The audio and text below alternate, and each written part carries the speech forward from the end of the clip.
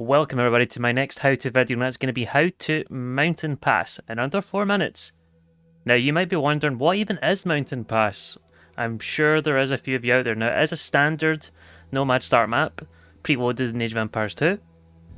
Not quite as popular as Water Nomad or normal Nomad, but it is being compared to Land Nomad. Now how do the numbers really stack up in this one? Did do some comparisons on 4v4 map generations. You can see on Mountain Pass they do have these mountains kicking around. Some lakes that don't have any food in them, and also lots and lots of hills. Now the first things first, there are a lot of sheep on the map, so do not be surprised if you see someone picking Gajaras here. Now in comparison, there's a lot less boars in comparison to normal Nomad and Land Nomad. However, there is a lot of deer on the map, over 35,000 food worth. There's considerably less gold, 54,400, and a lot less stone too. So there shouldn't be as many castles. Now in terms of aesthetics, I actually think it's a very nice map to look at, so it gets an A for me. But due to the lack of resources, and most of them going on the outside, functionality wise it probably gets an F. Now what are going to be the key factors for you having success on this map?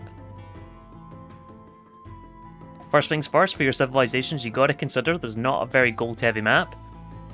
Now there is so much food in the map, so finding civs that can utilise these different sources should find you some good success. First thing you really got to consider is looking at sheeps. Now Britons, Gajaras and Tatars all will have some utility here, and the extra hills for Britons and Tatars should be nice, and Sharamshas are always good. There is a lot of hunt in the map in terms of deer and boars, so Mongols and Berbers should be pretty damn good. You are going to need to transfer onto farms as well, so Khmer and Poles should be pretty decent. And you can make some arguments for Franks and Sicilians. Fast Castle unique unit could be pretty strong, but doesn't come without its risks with the lack of stone on the map. So Burgundian Spanish could be strong, but maybe not the best option. Now TC placement is going to be really important. You want to probably go towards the outside of the map where the resources are, but that does mean you could be closer to your teammates or enemies. You really do want to prioritise early scouting with your sheep to try and find out the gold and where the stone is as well. This could mean some messy games with towers in the early stages, and this could mean you could end up being a speed bump and having to totally relocate your eco if you get killed off on the map. Make sure you escape with plenty of villagers. Now placing TCs towards the edge does give you a degree of safety. You cannot be attacked from the blackness on the edge of the map. And you should have plenty of space. So there is lots of wood, but it is quite spread out. When you are dropping additional TCs, you definitely want to prioritise getting it down on the gold and stone.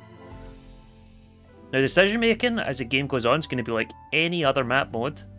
If you are going to lame, don't forget it is a nomad map. You probably want to prioritise the gold and the stone and not berries.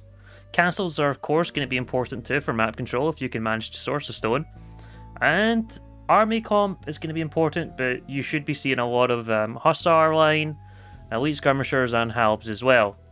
I think at this point you're even questioning why should you be playing this map, but the fact that you've watched this map should give you a head start versus everybody else. Hope you enjoyed the video. Hopefully it was helpful. You can follow me on these channels here, and you can check out the other how-to maps on my channel. Ciao.